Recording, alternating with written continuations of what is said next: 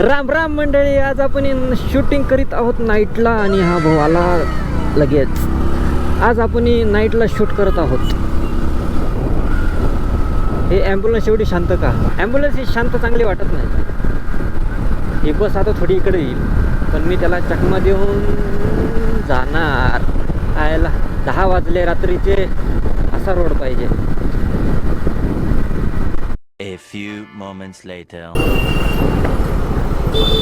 याला म्हणतात पुणे। रात्रीचे 10 वाजले तरी ट्रॅफिक भेटणारच। असा मोका रोड भेटला तर ते कसलं पुणे। हे आवडले मला, एक फाटक गायब डायरेक्ट तिची आयला तिची। दोष तुझ्या सौंदर्याचा। आहा, काय लिहिलेलं आहे या बस माग, दोष तुझ्या सौंदर्याचा।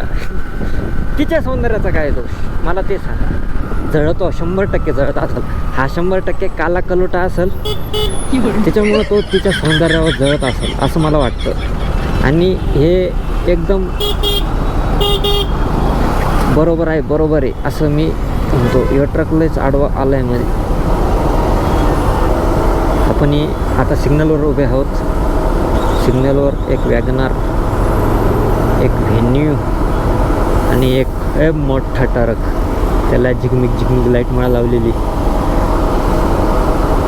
आयला लय राग येतो असे आपण उभे असलो आणि तिकडच्या साईडचे असे पटापटा जात असल्यावर लय राग येतो, वाईट वाटतं मनाला। आपण काय पाप केलं, पण आपण काहीच करू शकत नाही त्या सिच्युएशनला। आपण काहीच करू शकत नाही, आपण फक्त उभं राहून गंमत पाहू शकतो त्यांची। जात्या ते हसत्या आपल्यावर, मनातल्या मनात हसत्या, काही जण तर तोंडावर हसत्या। लय वाईट वाटतं गाईच।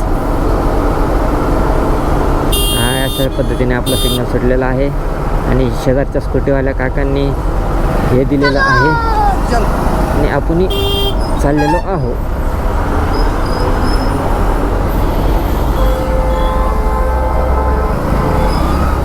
अशा पद्धतीने सिग्नल सुटलेला आहे गाईज। वॅगनार आमची, लय भारी वॅगनार आमची। सगळ्याच वॅगनारवाले वाईट नसतात, वॅगनारवाले काका आमच्या मनात बसतात। वॅगनारवाले काका, ह्या रोडला लय ट्रका दिसत्या मला, लय म्हणजे लय ट्रका दिसत्या।